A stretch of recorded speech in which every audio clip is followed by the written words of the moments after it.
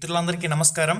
Friends, DSC అంశానికి సంబంధించి ఈరోజు ప్రధాన దినపత్రికల్లో వచ్చిన ముఖ్యమైన సమాచారం గురించి చూద్దాం. మొదటి అప్డేట్ వచ్చేసరికి ఈనాడు న్యూస్ పేపర్లో మెయిన్ ఎడిషన్లో పబ్లిష్ కావడం జరిగింది.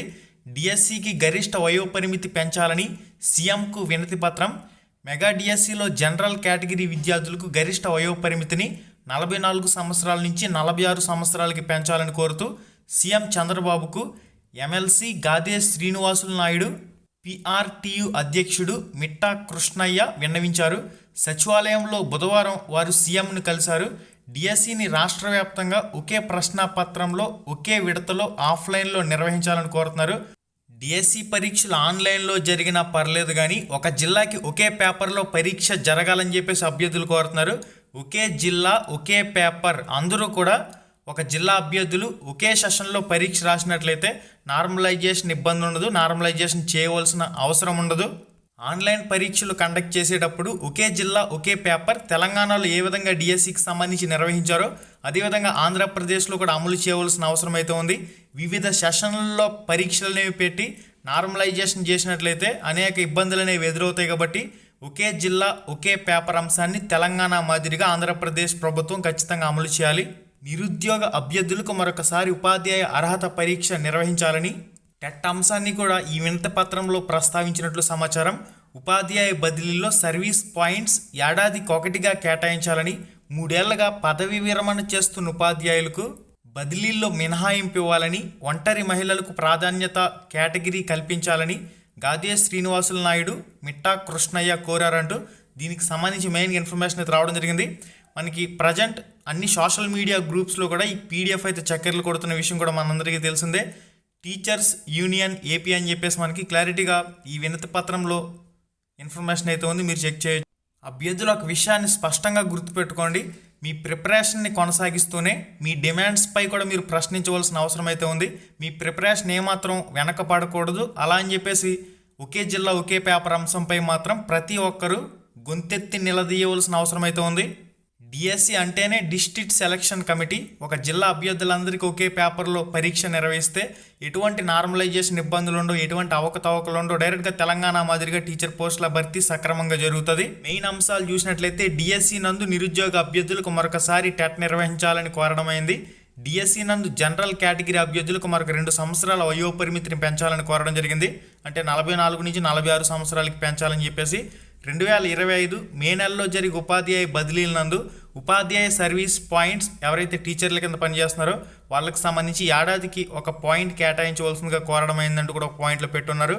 3 సంవత్సరాల్లో పదవి విరమణ చేయి ఉపాధ్యాయులకు బదిలీల నందు మినహాయింపు ఇవ్వాలని చెప్పేసి కోరడమైందంటూ కూడా ఒక పాయింట్లో పెట్టున్నారు. ఇక 5, 6, 7 పాయింట్స్ అనేవి టీచర్లకు సంబంధించినవి. నెక్స్ట్ 8వ పాయింట్ చూసినట్లయితే డిఎస్సిలో రాష్ట్ర వ్యాప్తంగా ఒకే ప్రశ్నాపత్రంలో ఒకే విడతలో ఆఫ్లైన్లో నిర్వహించాలని కోరడమైందన్నారు. ఇక్కడ డిఎస్సి పరీక్షలు అనేవి ఒక జిల్లా అభ్యర్థులందరికీ ఒకే సెషన్లో ఒకే రోజు ఒకే పేపర్లో పరీక్ష జరగవలసి ఉంటుంది. అప్పుడు ఎటువంటి ఇబ్బందులు అనేవి ఉండవు. కాబట్టి పరీక్షలు ఆన్లైన్లో నిర్వహించిన ఇబ్బంది అయితే లేదు. కానీ ఒక జిల్లా ఒకే పేపర్ తెలంగాణ విధానాన్ని అమలు చేయవలసిన అవసరం అయితే ఖచ్చితంగా ఉంది. ఇది వినతి పత్రం. ఈ వినతి పత్రాన్ని అయితే సీఎం చంద్రబాబు దృష్టికి తీసుకువెళ్ళడం జరిగిందని చెప్పేసి ఈ విషయంపై ఏ విధంగా ప్రభుత్వం స్పందిస్తుంది అనేది కూడా చూడాలి. ప్రభుత్వ అధికారులు తక్షణమే స్పందించి అభ్యర్థులకు అన్ని గందరగోళాలను కూడా తొలగించవలసిన అవసరం అయితే ఉంది. డిఎస్సిలో ఒకే జిల్లా ఒకే పేపర్ పెట్టాలి. పరీక్షకు సమయం 90 రోజులు ఇవ్వాలి. సమస్యలు పరిష్కరించుకుంటే 8న చలో విజయవాడ డివైఎఫ్ఐ ఆధ్వర్యంలో నిరసన అంటూ మనకి ఈ ఆర్టికల్ అయితే మీకు స్క్రీన్ మీద కనిపిస్తుంది, అక్కడ క్లారిటీగా చెక్ చేయండి.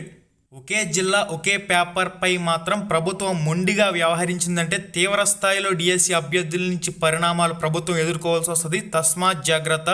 పాఠశాల విద్యాశాఖ అధికారులు, విద్యాశాఖ మంత్రి నారా లోకేష్ గారు ఒకే జిల్లా ఒకే పేపర్లో పరీక్ష పెట్టాలని చెప్పేసి ప్రతి ఒక్కరు కూడా ముక్కంఠంతో ప్రశ్నిస్తూ ఉన్నారు. ఈ అంశంపై మీరు తక్షణమే స్పందించవలసిన అవసరం అయితే ఉంది. అభ్యర్థులకు ప్రిపరేషన్కు 90 రోజుల గడువు ఇవ్వాలని చెప్పేసి కూడా కోరుతున్నారు. డిఎస్సి నోటిఫికేషన్ విడుదలకు సంబంధించి 7 సంవత్సరాలు జాప్యం చేశారు. ఇప్పుడు నోటిఫికేషన్ ఇచ్చిన తర్వాత మరొక 45 రోజుల సమయాన్ని అయితే అభ్యర్థులు కోరుతున్నారు. మరొక 45 రోజుల సమయాన్ని పొడిగిస్తే మరి కార్పొరేట్ స్కూల్స్లో టీచర్లు అనేవాళ్ళు లేకుండా పోతారని భయపడుతున్నారా అంటే ప్రజెంట్ పెద్ద పెద్ద కార్పొరేట్ సంస్థలు ఏవైతే ఉన్నాయో కార్పొరేట్ స్కూల్లో టీచర్లు అందరూ కూడా డిఎస్సికి సంబంధించి ప్రిపేర్ అవుతారు కదా.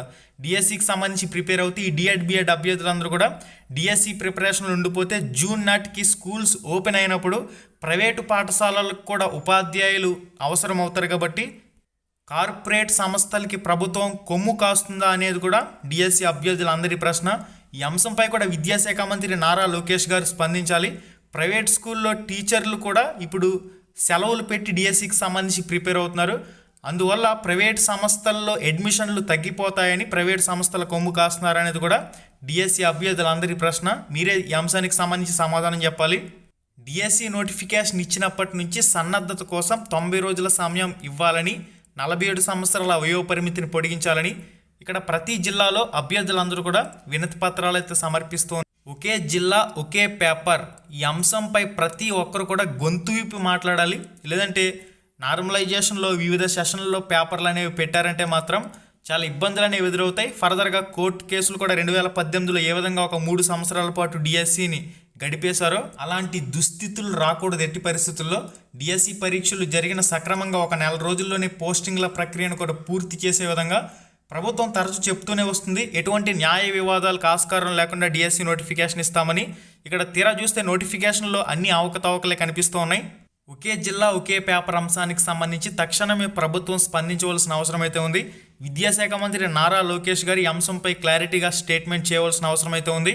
అభ్యర్థుల ప్రిపరేషన్ ఎట్టి పరిస్థితుల్లో కుంటపడనీయద్దు. మీ ప్రిపరేషన్ యథావిధిగా కొనసాగుతూనే మీకు దగ్గరలో జరిగే నిరసన కార్యక్రమాలు ఏవైతే ఉంటాయో ఖచ్చితంగా మీరు ప్రతి ఒక్కరూ ప్రశ్నించాలి, స్వచ్ఛందంగా పాల్గొనాలి. ఒకే పేపర్ ఒకే జిల్లా ఆన్లైన్ పరీక్షలు నిర్వహించేటప్పుడు ఒక జిల్లా అభ్యర్థులందరికీ ఒకే పేపర్లో పరీక్ష జరగాలి. ఈ అంశాన్ని ప్రతి ఒక్కరు కూడా ప్రశ్నించవలసిన అవసరం అయితే ఉంది. ఇక డిఎస్సికి సంబంధించిన ప్రాక్టీస్ పుస్తకాలు సక్సెస్ సిరీస్కి సంబంధించి 5వ వార్షికోత్సవ సందర్భంగా మొత్తం 3 పుస్తకాల సెట్ అనేది 1000 రూపాయలకి అందించడం జరుగుతుంది, పోస్టల్ ఛార్జీలతో కలుపుకొని. ఈ అవకాశాన్ని ఇంకెవరైతే సద్వినియోగం చేసుకోలేదు సద్వినియోగం చేసుకోండి. ఇక్కడ కంప్లీట్గా ఫుల్ రివ్యూ వీడియో లింక్ డిస్క్రిప్షన్లో ఉంది. ఈ వీడియో టైటిల్ మీద టచ్ చేయగానే కిందకు ఒక పేజ్ అలా ఓపెన్ అవుతుంది. అక్కడి నుంచి ఫుల్ రివ్యూ వీడియో చూడండి. ఈ 3 పుస్తకాల్లో కంప్లీట్గా ఏముంది కథ అనేది మీకు క్లారిటీగా తెలుస్తుంది. మాక్ టెస్టులతో పాటుగా ప్రాక్టీస్ చాలా ఇంపార్టెంట్ కాబట్టి చదివిన అంశాలని ప్రాక్టీస్ చేయడానికి ఖచ్చితంగా ఇటువంటి పుస్తకాలు మీరు యూజ్ చేసుకుంటే బాగా యూజ్ అవుతుంది. ఓన్లీ తెలుగు మీడియం పుస్తకాలు మాత్రం అందుబాటులో ఉన్నాయి. లిమిటెడ్ స్టాక్ అనేది అందుబాటులో ఉంది. ఓకే గైస్, మళ్ళీ వీడియోలో మళ్ళీ కలుసుకుందాం. శుభం, ధన్యవాదాలు.